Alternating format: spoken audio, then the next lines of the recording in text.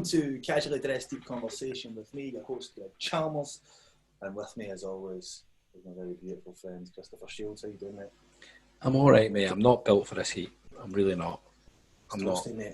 Your face looks like gammon. I know. That's what happens, mate. I just go a bit rouge. I'm just not built for it at all. You kind of look as if somebody's said something really embarrassing about you. Yeah, I know, mate. I'm just a big autumnal guy, mate. I just need to be give me like overcast and wee bit of rain. I'm happy all day, man. That's not for me. But anyway, mate. Our guest this evening is two-time Scotland's strongest woman, Emma Jane Smith. How are you? Hello, I'm very well, thank you. Thank you for coming on. I know you've been busy. Yeah. So, our tiny... Say that again, sorry? The strongest women competitions in 2 weeks' time, so it's been good. Ramped up. So, our podcast has kind of... the baseline of it has basically been this one question. How has your lockdown COVID been? I feel as if I've been quite lucky with my lockdown because I work from my mum and dad's place. I work outdoors with horses, and I'd already started setting up my barn with gym kit. So I kind of had everything that I needed that I feel were essential for me to be able to stay happy and healthy and that sense of things. So I feel as if I was very lucky compared to what other people had to deal with. Yeah, so you weren't involved in that mad rush for like people just buying like treadmills and fucking like everybody seems to have a treadmill now, don't they? And all that. Just like I'm gonna buy a cross trainer. It's just literally just an elaborate clothes horse now, isn't it? You know? I didn't buy a treadmill, but one thing I didn't have was actually a bar. I didn't have a bar to right. put the weight. So I'd managed to get myself a piece of scaffolding pipe, and then I cut it with the grinder, and then managed to organise it. So I had that as a bar. I like that. That's good. That is good fun. I very nearly done something similar. But we were staying. I was at the time was living at my mother-in-law's, which was fantastic. Now, I was desperately trying to get a kettlebell just to try and do something. But as with everything, just you couldn't get anything. So what I was going to do was I was going to get like a cheap basketball and then fill it with concrete and then get like a kind of roll. Get plastic pipe but this is. I mean, that would have been all right. That didn't like easy prison weights. I know, yeah. When you're locked down, it was a different mentality back then, bro. I mean, I was living in a different time. But thankfully, I did. I was going to do it, but then I thought, no, I'm the sort of guy that would get it wrong and like melt. But you had to heat the pipe up, and I'd end up like putting it in the oven and melting it and stuff. And I was just like, nah. Best not, but I'll wait. I can wait. It's fine. The thought there. Yeah, exactly. I mean, I thought about it. That's got to be worth something. I never did any of that. No, it's because you were too busy. Like, Greg just became like a cyclist, and then got really into taking photos of himself looking off the edge of things. Yeah. If you look at his Instagram, he's just at the top of hills, just like looking triumphant, just peering over the edge of a hill. Anyway, right, listen, nobody wants to hear about that, Christopher. Right? Oh no, we've spoken about this. We've covered this. We've covered that. We have, yeah. So the first thing I want to know is what attracted you to start training, and then ultimately what made you want to start competing. So from the training side of things, I've always been into fitness and like just being strong and being active has always been part of my life, whether it was getting Ibiza body ready or things like that, or just keeping healthy. It's always been part of my life. So obviously working with horses and being a horse rider is my profession. I'm always using the same muscles. So I decided that I needed to try and work other muscles as well as the muscles I was using every day, because I kept getting like a sore back and sore hips and all the rest of it. And I felt like it was because those muscles were fatiguing every day. So I went to the gym and started lifting weights, and then turned out I was quite strong. Strong as they call it, from growing up with all the horses and lifting bales of hay and bales of feed and things like that. And the gym that I had started in was actually a bodybuilding gym. So there's lots of people around me competing in bodybuilding, and I've always been quite a competitive person. So I've been competing with the horses from a young age, and I was always in sports and all that. I've always just been quite competitive. So I decided that, well, let's see how far I can take this. And that's when I hit the stage for the first time as a bodybuilder. And that's how this all sort of started and kick-started. Do you think that, do you know, you were saying because obviously the way you were brought up and stuff like that, throwing bales of hay about and stuff like that, do you think that people have a genetic predisposition to just being really strong? Oh, definitely. Do you think so? I think genetics is a huge part of it, as well as what you're doing from a young age. You know, if you're used to lifting things off the ground from a young age or being active, your muscle memory, muscle fibres and everything are starting to grow and build way earlier than anyone that's not as active, if you like. Mm-hmm. Yeah. So was there a point when you were in the gym where it was like a wee light bulb moment and you're like, do you know what? I'm pretty strong here. I could maybe, I'll take you. Do you know what I mean? I think when I was almost time to hit the stage when I was bodybuilding, and I was obviously really lean, really depleted, and I was still hitting 100 kilo squats for reps, like really easy. And then when I finished bodybuilding, and well, I wasn't actually supposed to be finished. I was meant to be on my off season, but I was wanting a goal to aim towards in the off season, and I seen that Scotland's Strongest Women competition was on. So I thought, well, everyone keeps telling me how strong I am, so let's go and see how strong I actually am compared to all the other strong women in Scotland. And at that competition, I won with quite a big lead. I think it was like 14 points ahead or something like that, something crazy. It's got to be a bit of a kick in the teeth for the other athletes, and you go like, this is a bodybuilder on off season, and just come in and just going, well, I am now the best, so don't know about you guys. That's incredible, man. That is incredible. I like that. Does the you know what I mean? Obviously, you're saying with bodybuilding. We had one of our friends actually is a boy called Kirk O'Brien, who's a bodybuilder. He was on the podcast and he was just talking about how the food thing is such an issue. It's just because you're like you're having food fantasies about because you can't eat stuff and all that. Yeah, like food porn. Like you're like flicking through Instagram, all these like amazing looking food, like everything and anything, and you're just drilling. That's exactly what he said. But is it the same with the strong woman stuff, or is it not strict? You don't have to be as strict, but you have to make sure you're eating enough to fuel your body. So it's a very different way of looking at it. But I think from doing the bodybuilding first, it actually gave me a really good mindset for being able to diet, because I compete as a under 82 kilo middleweight. So I do have to usually drop a couple of kilos. Other years I've had to drop quite a few kilos. This year I've kind of stayed close to comp weight, so I'm not having to do a big cut. But I think if I hadn't done the bodybuilding first, I would have maybe struggled with being able to manipulate my food and diet down for competitions, really. Mm-hmm. So you're talking to someone who is a complete and utter layman. I know nothing about it. Right? So what is the competition process? I don't. It's not just one thing. You just walk up and go, I can lift this and use. So I take it there's loads of events. Am I right?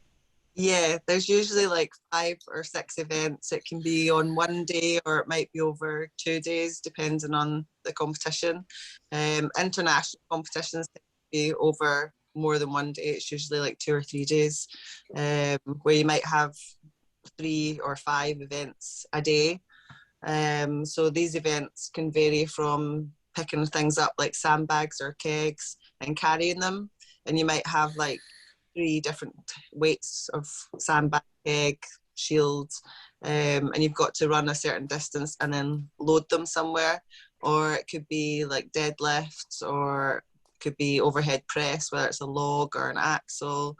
There's loads of different types of events, and they're usually different from competition to competition, but you do get some really badass events like car deadlifts and things like that, which always look pretty cool. Yeah. So do you know what events are going to be in the competition so you can train for it? Yeah.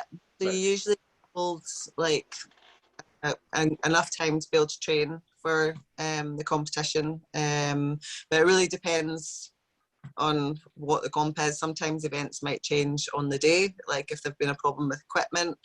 So it just depends really, but usually you'll know all the events before. They've always got to be prepared and be able to adapt if things change. Yeah, can imagine. The thing is, it's one of those things where, like, I think I've always watched The World's Strongest Man on the telly. It's one of those. It's the kind of the one kind of foray into strongman that most people get is usually around Christmas time, although this year was slightly different. Was seeing The World's Strongest Man on the telly. I mean, you look at it, you think that this isn't. You're like, oh, it's just big guys just picking stuff up, but you don't think people actually realise the amount of technique that goes into lifting these, like the stones. I mean, so I remember going into a gym once and they had a small set of stones in the gym, and it was a mate of mine. He was lifting them, and he would kind of try to show me the technique into lifting it, and trying to get it was just. It's something I've never ever done before, trying to like pinch something in with my forearms and then lift it up onto my lap. It was just a completely alien, like I could not get it for the life. And it was a weight that I could quite comfortably deadlift. You think, oh, I can deadlift it, I'm as strong as that guy. Nah, you're not even anywhere near it. Like, it's incredible, the technique that goes into it. Yeah, the stones, I think, are so different from anything else, especially when it comes to like the natural stones, because they can be all different shapes. Yeah. And you've got to kind of get to know the stone, to figure out how you can pick it up. It sounds like a weird thing. But yeah, I suppose it must be, yeah. It's not good. Real difference. To pick up that one natural stone the same as another, there'll be different wee grooves on it or whatever, and if you've got to press it above your head, then you've got to try and balance it on your face. Does anyone ever get hurt? That sounds dangerous. I mean, obviously you get like scuffed and scraped, and I've got bruises all over me now from I actually burst all my blood vessels on my shoulders yesterday doing the Zerker's Yoke. So I think I was going really fast. So I held my breath for like 10 meters, dropped, turned back again. And when I looked at myself, I was all burst out red all over. I actually saw that on your Instagram the other day. Like, yeah, that's another thing. It looks like, yeah, it's not that heavy, but the actual yoke itself isn't like, it's like 200 kilograms. Am I right? Well, the yoke that I was doing the other day, the Zerkers, was 178 kilos that I was carrying. So, like, and you're picking that up and running with it, man. That's madness. That's madness. The last time I competed at Scotland's, I did a 280 kilo yoke, and that was one across your back. But when I was training for that, I didn't have enough weight plates to put on my yoke at home, so I was just strapping bags of coal and all sorts. I had no idea. I had no idea what it was. Just finding a dog, Matt, right? Take the dog on. I'll do. I literally was just anything I could strap to it, I was strapping it on, but I had no idea what the weight was. I knew that it was over 240 because the yoke was 100 kilos empty, and then I'd added 140 kilos of plate, so I knew it was over 240. So when I was at Scotland's comp the last time, the 280 was a complete stab in the dark. I had no idea if I was going to be. That's class. That is excellent. I was just about to ask you, like, so have you got real kind of, do you kind of precisely plan your training? But you've answered that question. Actually, I do have a coach who does plan my training now, but at the time, I think I was just doing one thing at the time. So what does a normal training program look like then for you to ramp up? I've been with a new coach for, this is my 14th week, I think, with him, and things change every week. So it depends on how my body's feeling, because my body, obviously doing what I do, it does like take its toll. So I might have like a wee pain here or there, and then we adapt things to make sure that my body is using all the muscles efficiently and properly and things like that. So the first part of my training session will just be activating the muscles, stretching off, getting the body warm, and then depending on, so just now obviously I've got a competition in 2 weeks' time, so we'll have some events in there, but most of it's just like building up strength. At the moment I'm doing a lot of kind of weird circus type things, like having the weight just on one side of the bar, dangling off a band, and lots of different things like that, just to make sure that my body and my brain is completely working to its best ability. What's the recovery process like? So after an event or after a competition, how long does it take you to fully recover? It really does depend. It depends on what your prep's been like before. Like if you've been able to prepare really well, that your body will always be a bit tired after, because if you go max out on the day, your body will always be a bit tired the next day. But it just really does depend on how well you're prepared as well. 2019, which was the last time I competed, I did a lot of competitions. Like I had really, really big competitions. I think I had like Britain's Strongest Women, and then 2 weeks later I had International Stones of Strength World Challenge thing in Norway, and then 2 weeks, or was it six? I think I had a 6-week break then between that, and then it was World's Strongest Women in America.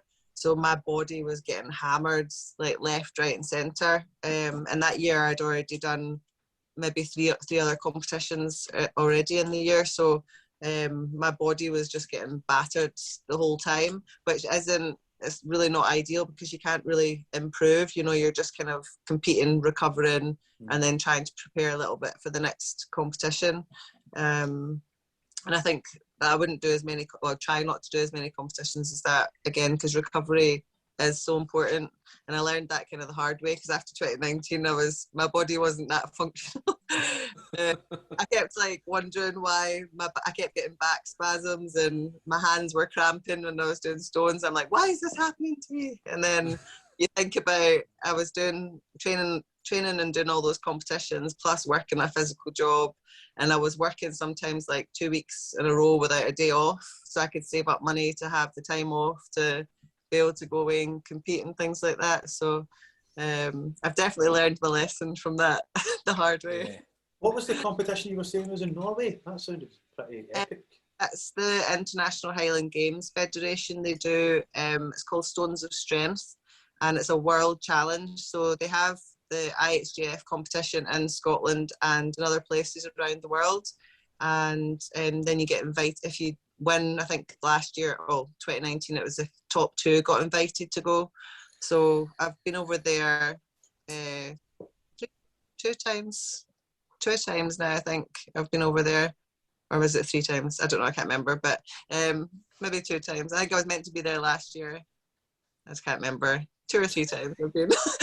And it's amazing. Like you just go up into this big mountain in Norway, and you compete in the most amazing outdoor arena, and it's not all different kinds of stone. All the events are stones. Maybe like pressing overhead, or lifting and carrying for distance, or your atlas stones as well, obviously. And that's really cool, because it's all filmed as well. I think it's like on Hungarian TV or something like that. It's not TV, but when you get to carry like out your Scottish flag, and it's like a big opening ceremony, and that's really cool. It's really cool. How many competitors are there? It just really depends. I think it depends on how many people get invited. Last year, I can't remember how many. I think there was like 10 girls in the Stones of Strength World Challenge, and then there's men as well, and then they have the Highland Games competitors as well. And there'll be like everything from like the caber toss to the throwing and all sorts of things. And then I think last year they also had, or it wasn't last year, I keep forgetting, we've missed like a whole year. But I think 2019 they had the Adapted Men as well, so that was really good. So it was amazing to see some of the feats of strength. You know, these guys were unbelievable, so inspiring to watch. Mm-hmm. That's incredible. It's really cool. Like, I think as well, like, there's something about the Scandinavians as well. Like they are like incredible, a strong group of people, aren't they? Like you look at, I mean, when you look at it seems to be like little pockets, doesn't there? There's like you've got like kind of the Scandinavians, and then like Eastern Europeans as well. There's like when you look, is it Zadruna? What's the Lithuanian guy called? Who's yes, that's it. Yeah, like it's a Drunas, isn't it?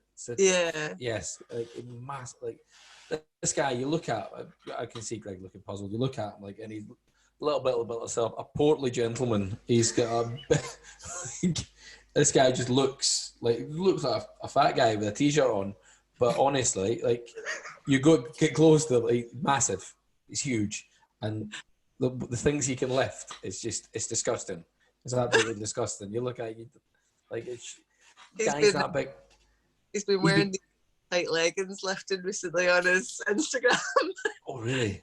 Like from very great angles. I kind of want to check it out just to see. What's wrong with you? I know. I'm sorry. So what is the biggest thing you've lifted, or the heaviest thing you've ever lifted? Well, it probably has to be the Dinnie stones, because the Dinnie stones are like 332 kilos. So that's nearly the same weight as Chris. Hey, opened myself up for that one, didn't I? Made a little fat joke there and I opened myself up for it, didn't I? Well done, mate. Yeah. So tell us about the Dinnie stones, because I'd never heard of them before until Chris told me about them. So Dinnie stones, well, I didn't know much about the Dinnie stones until I was invited to my friend Charlie's to go, and he has these Ardblair nickel stones, they're called, and I think they're 272 kilos or something like that. And he invited me up to be the first lady to lift these stones. And he has these training pins that you can sort of replicate the Dinnie stones, and his stones are quite like the Dinnie stones as well. And so he asked me up to lift his stones, so I lifted them, and that was all really cool and all exciting. And he said, why don't we put the full Dinnie weight onto these training pins? And I was like, all right, okay, let's do that. And I lifted them like pretty easily, and I didn't realize like how much of a big deal this was. It's a massive deal. Like, it's a bucket list thing in the strongman world, isn't it? It's incredible. And then the next thing, he's like, we need to get you booked in to lift the actual Dinnie stones. And I was like, oh, all right, okay. And I think this was like the December, and then he booked me in for the next one, which was the January or something like that. So it was like 4 weeks or something that I had, you know, and so I didn't have much time to train or anything like that.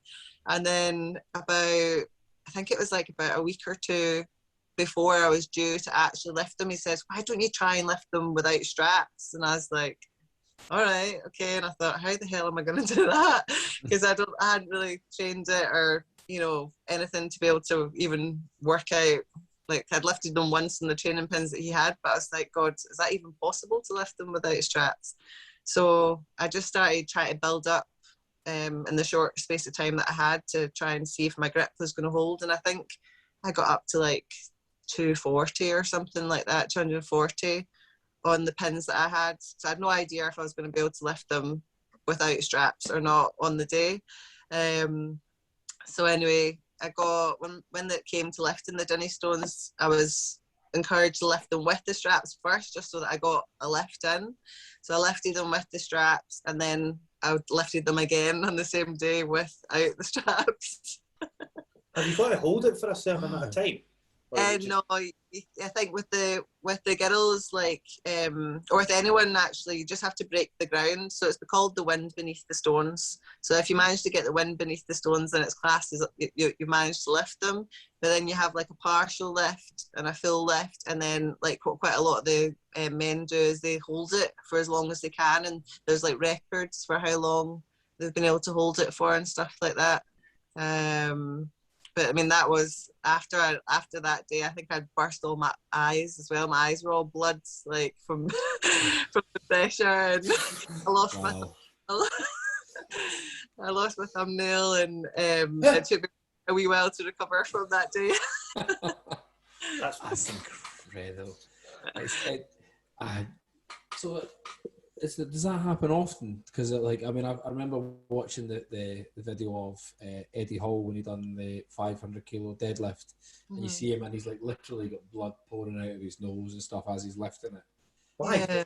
You think like it can be quite dangerous, really, can't it? It can be quite a dangerous sport at the same time, really. Yeah, I mean, obviously you're pushing things to the extreme, so there's always going to be some sort of risk element. That's why you train. You know, you're training and try to prepare your body to the best it can possibly be to cope with these demands. And although they are obviously not normal, there's always going to be a risk. But I think the only other time when I've like burst my eyes was at the World Powerlifting Championships, and I was doing a mat squat. And then afterwards, all the blood vessels were popped in my eyes and a few on my face as well. Because I lost my bit. And when I went to squat down, I kind of did this sort of like this on the way back up, because I almost lost my line. So it meant I made it even harder than what you needed to be. Yeah. Wow. That's mental, man. Why? Wait, so explain, Chris. You said something a minute ago, and I know nothing about this, right? So why did that guy's nose start bleeding? It's just be the pressure. Pressure, yeah, just pressure. This guy's lifted like 500 kilos. He's pulled 500 kilos off a deck. Like it's heavy. That is, I know, mate. That's half a ton. That's okay. That's. I just, do you know what it is? It's the reason why. That's what interests me, because like you're saying, people are getting injured, busting their nose, eye stuff happening. Like, what pushes people to do that sort of thing? Do you think it's an internal thing? They're like battling against themselves. Is that what it is? I'm not sure. I think everyone probably does it for their own reason. Like for me, I take everything to the extreme. I think, though, with everything I do, you know, I ride thoroughbred horses. I do British eventing, which is like the ultimate equestrian challenge. Everything I've always done, I kind of like push it to the absolute limits, because I think you only have one life, so you might as well see how good you can be at something. I don't believe in doing anything half-arsed. Like, you know, if you're going to do it properly. What was the British eventing? What was that?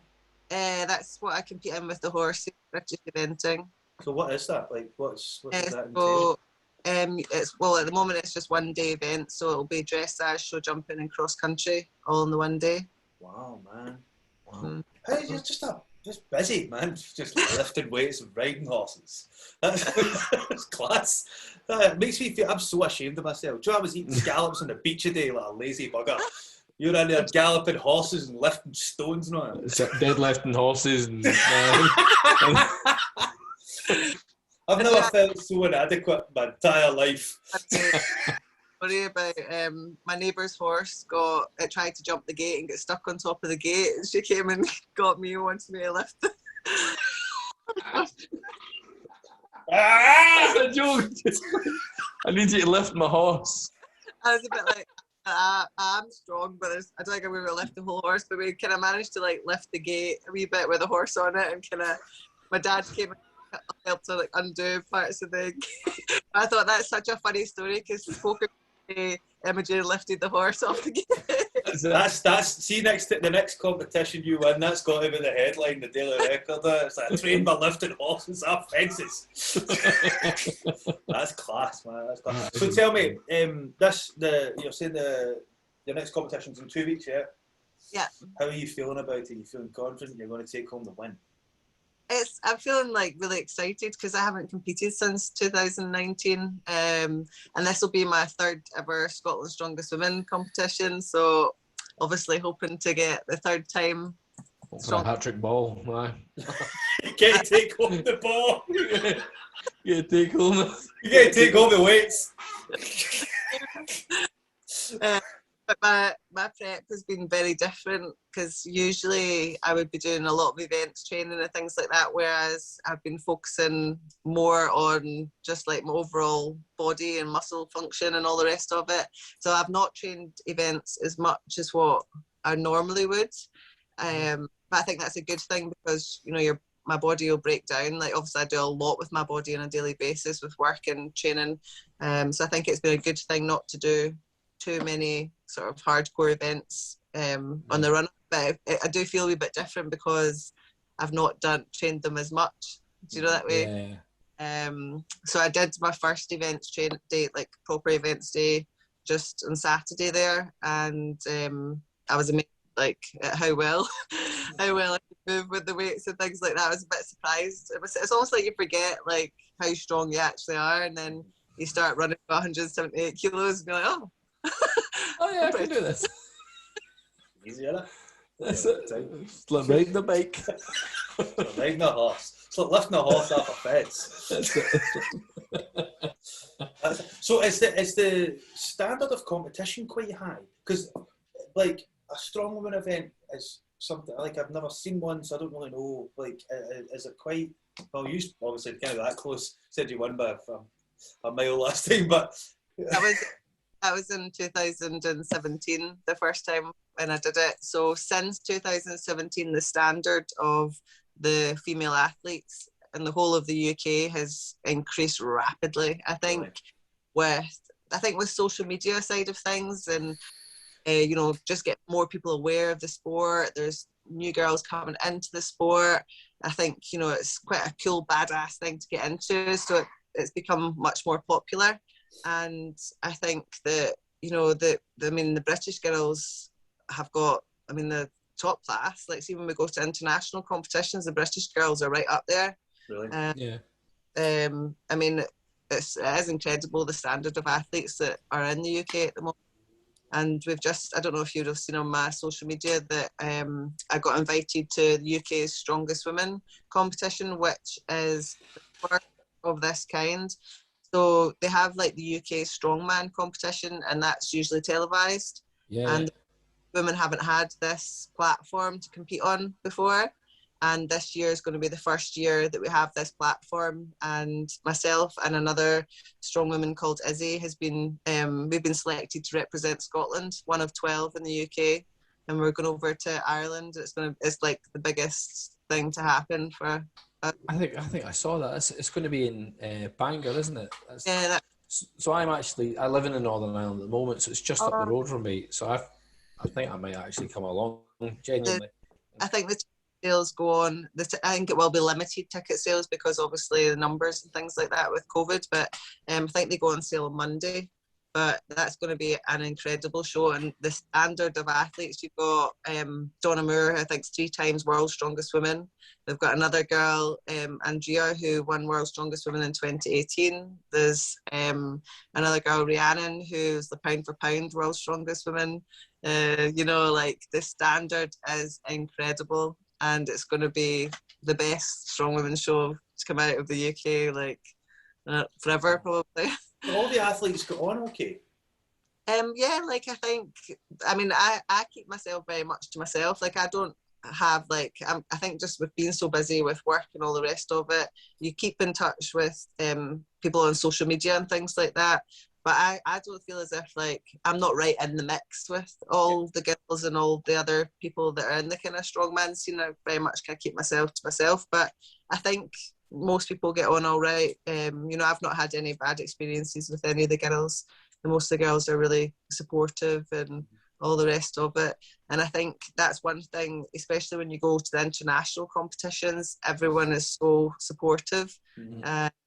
You know, although they're your competition, like I've never seen anyone say a bad word about another one or anything like that.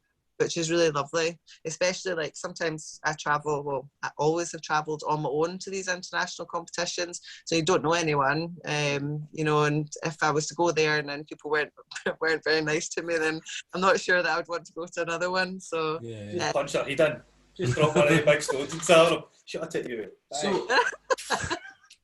So when you're in how do you approach a competition tactically? Because obviously there will be some events that you will probably be more comfortable with or stronger with than others. How do you approach that tactically on the day?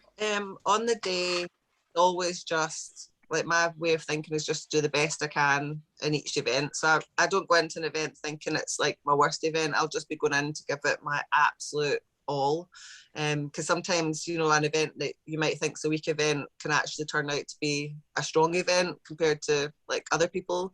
And that, so, you know, for me, it's just like, for instance, with the UK's strongest women competition that I've just been invited to, the weights are massive, and I'll be one of the smallest girls to compete, because all the other girls are maybe over 100 kilos. You know, I think there's only maybe a handful of the girls that will be under 100 kilos body weight. So, you know, it's going to be like every event's going to be hardcore, pushed to the absolute limits. And with something like that, you know, you're just prepared to go to war. You know, you're not worrying about failing or thinking, oh, this is a good one or this is a bad one. You're just going all or nothing. Yeah, hell for leather.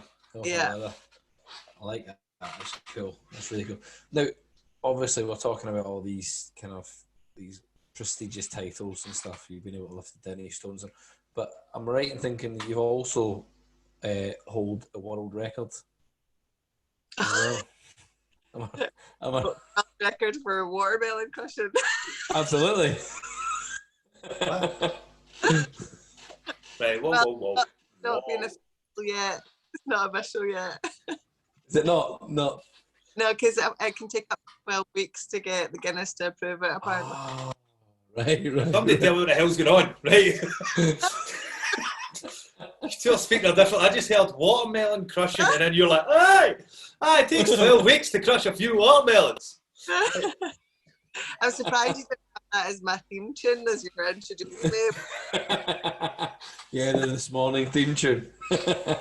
Right, so tell me what you're talking about. So 2 weeks, actually it was 2 weeks today. I was this morning TV programme crushing watermelons with my thighs.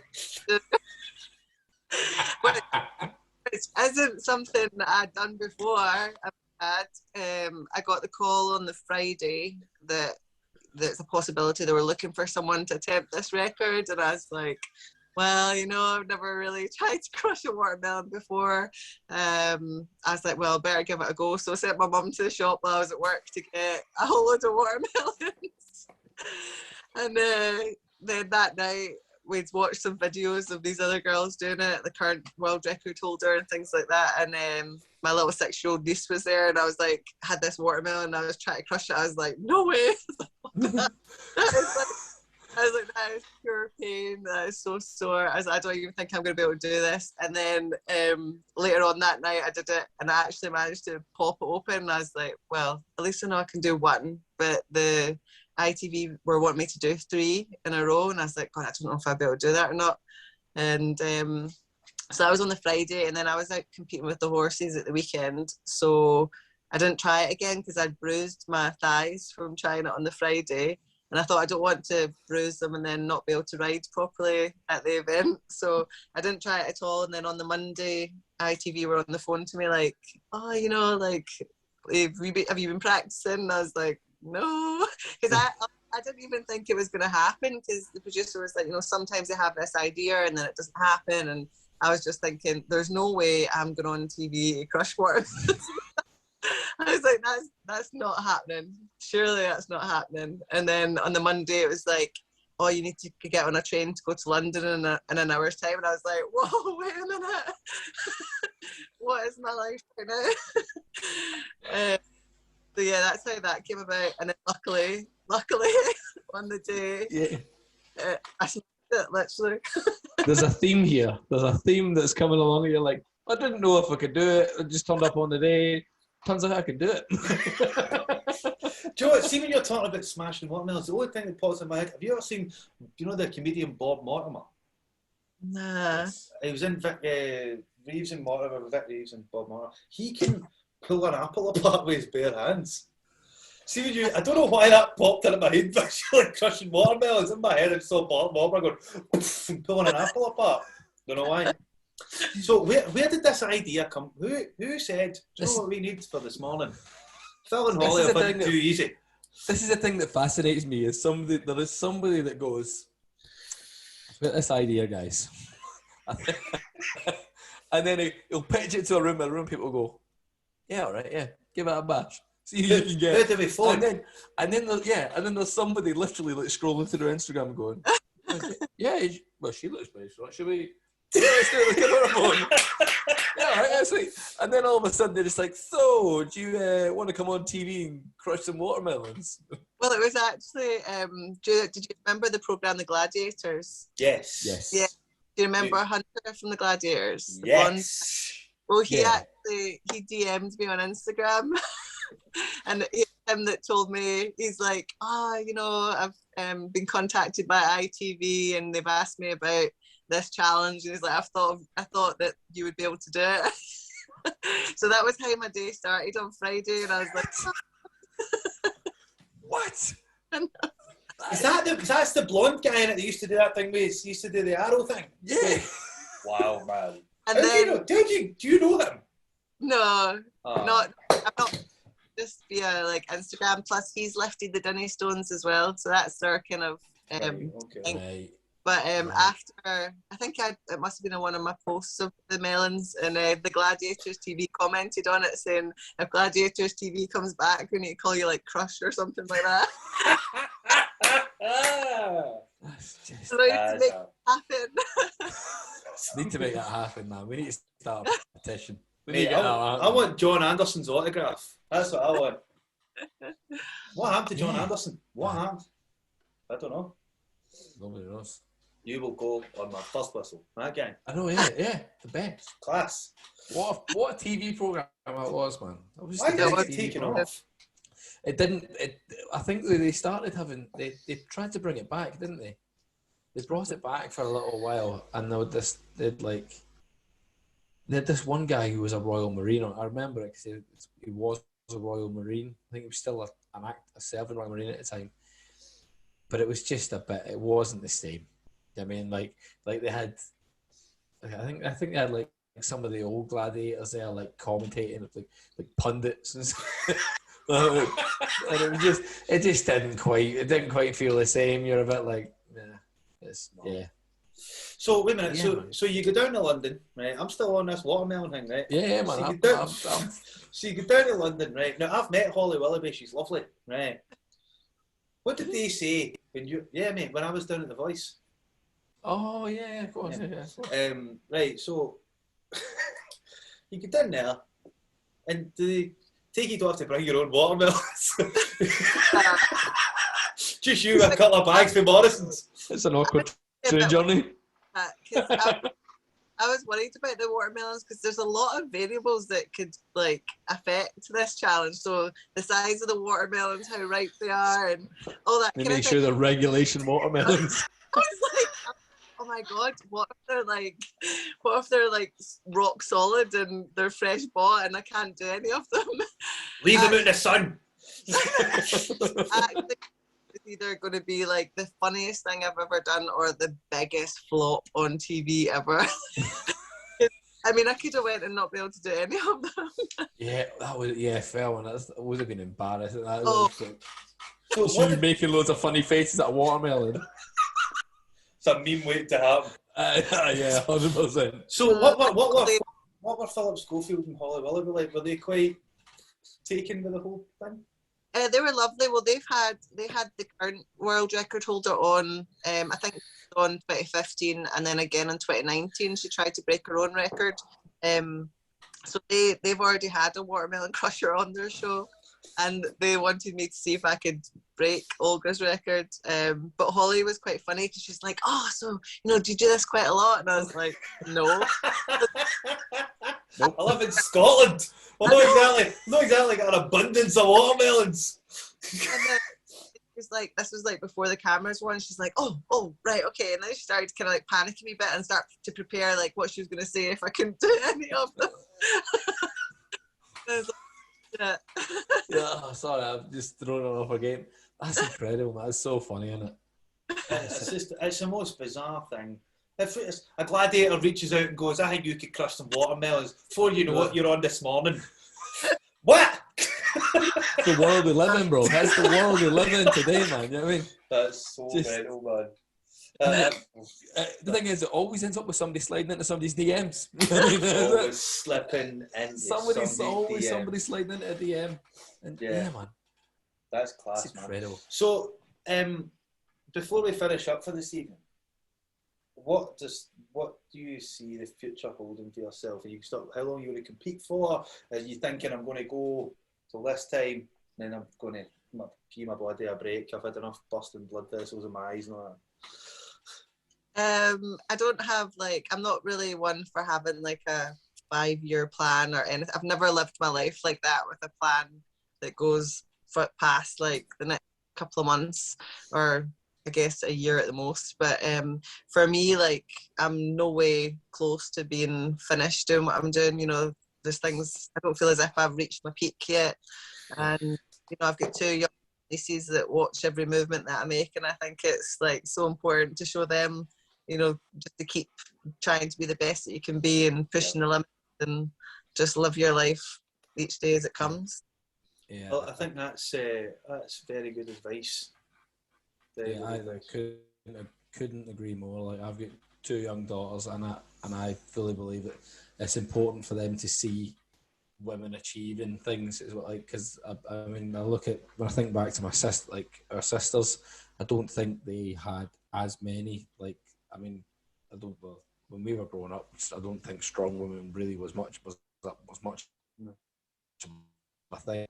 Do you know what I mean? So I think it's important that we see that the young girls get to see women achieving incredible things, and then hopefully we'll have.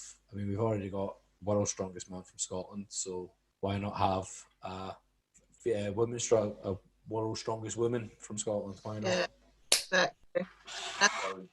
I remember when I was growing up, I was always quite muscular, even from a child, and I always remember wishing I was smaller. Whereas my nieces are growing up wishing that they're stronger. And they're like, look at my muscles. And, you know, I took my youngest niece's, it was her 3rd birthday, to go and get a new riding hat. And she stood there flexing. Yes, I love that. Her hat on. To be fair, my youngest does that as well. So, I'll pick her up from nursery and the wee work van, and I'll open up the back of the work van, and she'll go and put a little bag in, and then she puts her bag in, and she turns around and she's like, yeah, that's right, stronger. She's like, yes, buzzing. It's so funny. It's so funny. I just think that's amazing, you know, for them from such a young age to be able to be thinking that they want to be strong, and you know, thinking that of their bodies rather than anything else is, I think, 100%. So what advice would you give to any young girl or anybody looking to get into strong women? I would just say try and get to a gym, or if you know people that are into strong women, then just reach out to them and try and get involved with the sport. Because like I said, everyone is really encouraging, and you know, everyone's always welcome to show you how to do things and things like that. So just reach out, don't be scared of, you know, being a beginner and starting out, and just be brave enough to believe that you can do it just like anyone else. Good advice. Excellent. Man. I like that. It's a good place to finish as well, guys. So, thanks very much for coming on, I really appreciate it. It has been an I've learned. Yeah, I've learned. Listen, if you take nothing away from this apart from that I learned something, I'll take that. That's it. I now know that crushing watermelons on national TV is a thing. Difficult as well. So I've got one in the fridge waiting. I'm going to go in there and give my best shot. Right, okay. So I'm going to sign off to say, folks, thank you very much for listening, folks. Please hit those like and subscribe buttons.